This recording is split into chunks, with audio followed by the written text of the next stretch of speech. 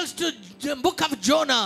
ಯೋನಾ ಪುಸ್ತಕಕ್ಕೆ ಸತ್ಯವೇದವನ್ನು ತಿರುಗಿಸೋಣ. When you look at the book of Jonah, ಯೋನಾ ಪುಸ್ತಕದಲ್ಲಿ ನಾವು ನೋಡುವಾಗ the Bible says, ಸತ್ಯವೇದ ಹೇಳುತ್ತೆ, there comes a word of God to Jonah. ಅಲ್ಲಿ ಯೋನನಿಗೆ ದೇವರ ಸ್ವರ ಬರುತ್ತೆ. Amen. The word was like this. ಆ ಯೋನನಿಗೆ ಬಂದ ದೇವರ ಮಾತು ಹೀಗಿತ್ತು. Amen. Arise, Jonah.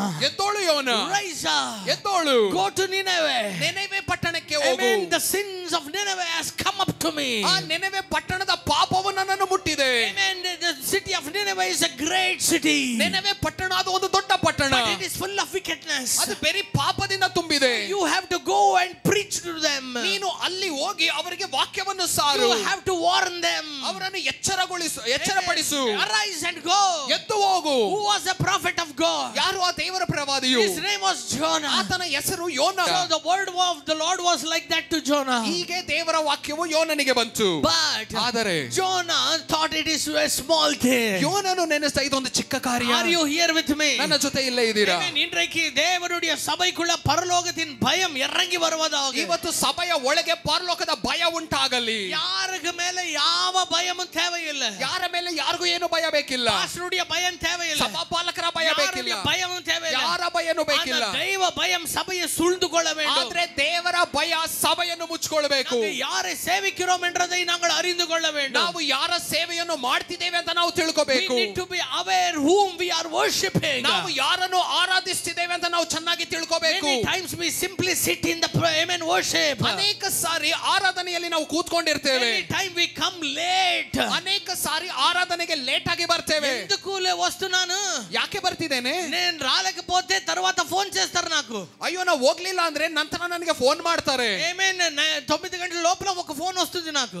9 ಗಂಟೆ ಒಳಗೆ ನೀವು ಬರ್ಲಿಲ್ಲ ಅಂದ್ರೆ ಫೋನ್ ಮಾಡ್ತಾರೆ. ఎందుకు రాలేదు, ఎందుకಪ್ಪ ಈ గొడవ, ಅಯ್ಯೋ ಯಾಕಪ್ಪ ಈ ಕಷ್ಟ ಹೋಗ್ಬಿಡೋಣ. Hallelujah. நான் சொல்றது எத்தனை பேருக்கு புரியுதுங்க? ನಾನು ಹೇಳೋದು ಎಷ್ಟು ಜನಕ್ಕೆ ಅರ್ಥ ಆಗ್ತಿದೆ? When we come into the presence of God, ದೇವರ ಆಲಯಕ್ಕೆ ನಾವು ಬಂದ್ರೇನು ಕೂಡ, amen, we how do we worship God? ನಾವು ಹೇಗೆ ದೇವರನ್ನು ಆರಾಧಿಸ್ತೇವೆ? Are we worshiping God in spirit and truth like how the Bible says? ಸತ್ಯವೇದ ಹೇಳುವ ಪ್ರಕಾರ ಆತ್ಮದಲ್ಲಿ ಸತ್ಯದಲ್ಲಿ ನಾವು ಆರಾಧಿಸ್ತಿದ್ದೇವಾ? Amen. Are we attending to the voice of God? ದೇವರ ಸ್ವರಕ್ಕೆ ನಾವು ಹಾಗೆ ವಿಧಿಯರಾಗಿ ನಾವು ಬದುಕ್ತಿದ್ದೇವಾ? Are we attentive to the voice of God? ದೇವರ ಸ್ವರವನ್ನು ನಾವು ಹಾಗೆ ಕೇಳ್ತಾ ಇದ್ದೇವಾ? Amen. Are we obeying whatever the church says? ಸಭೆಯು ಹೇಳುವುದಕ್ಕೆ ವಿಧಿಯರಾಗಿ ನಾವು ಬದುಕ್ತಿದ್ದೇವಾ? Are we attending our prayers? ನಮ್ಮ ಪ್ರಾರ್ಥನೆಯನ್ನು ಅಟೆಂಡ್ ಮಾಡ್ತಾ ಇದ್ದೇವಾ? Are we praying in our personal life? ನಮ್ಮ ವೈಯಕ್ತಿಕ ಜೀವನದಲ್ಲಿ ಪ್ರಾರ್ಥಿಸ್ತಿದ್ದೇವಾ? Are we studying the word of God? ದೇವರ ವಾಕ್ಯವನ್ನು ನಾವು ಧ್ಯಾನ ಮಾಡ್ತಿದ್ದೇವಾ? Are we doing God's ministry? ದೇವರ ಸೇವೆಯನ್ನು ನಾವು ಮಾಡ್ತಿದ್ದೇವಾ? No. ಇಲ್ಲ. I tell you something. Why? ನಿಮಗೆ ಹೇಳ್ತೇನಲ್ಲ ಯಾಕೆ? Because you have made God small. ನೀನು ದೇವರನ್ನು ಚಿಕ್ಕದಾಗಿ ಮಾಡ್ಕೊಂಡಿದ್ದೀಯಾ? You don't have a big picture about God. ದೇವರ ಕುರಿತು ದೊಡ್ಡ ಒಂದು ಪಿಕ್ಚರ್ ಚಿತ್ರಣ ನಿನ್ನಲ್ಲಿ ಇಲ್ಲ. You are shrinking everything. ನೀ ಎಲ್ಲವನ್ನು ಚಿಕ್ಕದಾಗಿ ಮಾಡ್ಬಿಟ್ಟಿದ್ದೀಯಾ. What did Jonah do? ಯೋನನು ಏನು ಮಾಡ್ದ? He rose up. ಆತ ಎದ್ದ. Amen. As God said. ದೇವರು ಹೇಳಿದ ಪ್ರಕಾರವೇ. God said rise up. ದೇವರು ಹೇಳಿದ್ರು ಎದ್ದೋಳು. And go. ಎದ್ದು ಹೋಗು. Amen. He also rose up and he went. ಇವನು ಎದ್ದ ಹೋದ. But ಆದರೆ he didn't go to the place where God wanted him to go. ದೇವರು ಹೇಳಿದ ಸ್ಥಳಕ್ಕೆ ಆತ ಹೋಗಲಿಲ್ಲ. Where did he go? ಆತ ಎಲ್ಲಿ ಹೋದ? He went to Tarshish. ಆತ ತಾರ್ಷೀಷ್ಗೆ ಹೋದ. He went to Joppa to find a boat that goes to Tarshish. ಆತ ಜೋಪಾಗೆ ಹೋಗಿ ತಾರ್ಷೀಷ್ಗೆ ಹೋಗುವಂತ ಒಂದು ಹಡಗಲ್ಲಿ ಹೋಗ್ತಾ ಇದ್ದಾನೆ. He paid for it. ಅದಕ್ಕೆ ಕಾಸನ್ನು ಕಟ್ಟದ. He went into that boat. ಆ ಒಂದು ಹಡಗನ್ನು ಹತ್ತದ. He slept in the lower berth. ಕೆಳಗೆ ಭಾಗದಲ್ಲಿ ಆತ ಮಲಗಿದ್ದಾನೆ. Amen. I tell you something. ನಾನು ನಿಮಗೆ ಹೇಳ್ತೇನೆ. Amen.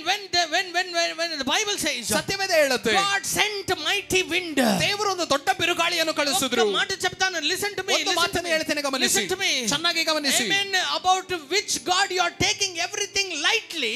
ಯಾವ ದೇವರ ಕುರಿತು ಎಲ್ಲವನ್ನು ಚಿಕ್ಕದಾಗಿ ನೀ ಅನ್ಕೊಂಡಿದ್ಯೋ, He has power over the winds and the seas. ಆತನಿಗೆ ಗಾಳಿಯ ಮೇಲೆ ಸಮುದ್ರ ಮೇಲೆಯೂ ಕೂಡ ಬಲ ಉಂಟು. எத்தனை பேருக்கு நான் சொல்றது புரியுதுங்க? ಎಷ್ಟು ಜನಕ್ಕೆ ನಾನು ಹೇಳುವುದು ಅರ್ಥ ஒரு ಆಗ್ತಿದೆ? புயல்ல அந்த ஒரு படக கவுத்து விடுறதுக்கு அவரால முடியும். ಒಂದು ಬಿರುಗಾಳಿಯಲ್ಲಿ ಹಡಗನ್ನೇ ಉಲ್ಟಾ ಮಾಡಲು ದೇವರಿಗೆ ಸಾಧ್ಯ. I live by His grace. ನಾನು ಬದುಕಿರುವುದೇ ಆತನ ಕೃಪೆಯಿಂದ. You live by His grace. ನೀನು ಬದುಕಿರುವುದೇ ಆತನ ಕೃಪೆಯಿಂದ. God can think anything against you for a minute. ದೇವರು ಒಂದು ನಿಮಿಷ ನಿನ್ನ ವಿರೋಧವಾಗಿ ಯೋಚಿಸಿದ್ರೆ, He can turn your ship upside down. ನಿನ್ನ ದೋಣಿಯನ್ನು ತಲೆ ಕೆಳಗಾಗಿ ಬದಲಾಯಿಸಿಬಿಡ್ತಾರೆ. Because He was God who sent a great wind against that ship.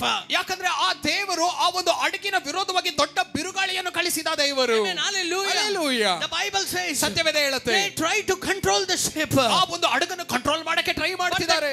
The captain never saw this kind of wind or this kind of storm anywhere in his life. ಆದ್ರೆ ಹಡಗನ್ನು ಓಡಿಸಿರುವಂತ captain ಈ ರೀತಿಯಾದ ಬಿರುಗಾಳಿಯನ್ನು ನೋಡೇ ಇಲ್ಲ ಆತನ ಜೀವನದಲ್ಲಿ. He saw life in that amen storm. ಆ ಒಂದು ಬಿರುಗಾಳಿಯಲ್ಲಿ ಜೀವವನ್ನು ನೋಡ್ತಿದ್ದಾನೆ. He was seeing amen life in that wind. ಆ ಬರ್ತಿರುವಂತ ಬಿರುಗಾಳಿಗಳಲ್ಲಿ ಜೀವವನ್ನು ನೋಡ್ತಿದ್ದಾನೆ. அப்படியே அடிச்சு போற காத்தாயது இருக்கல. ಅದು ಏನು ಸುಮ್ಮನೆ ಹೀಗೆ ಹೊಡೆದುಬಿಟ್ಟು ಮುಂದೆ ಹೋಗುವಂತ ಗಾಳಿಯಾಗಿರಲಿಲ್ಲ. It was a wind and storm that was hitting purposely the boat.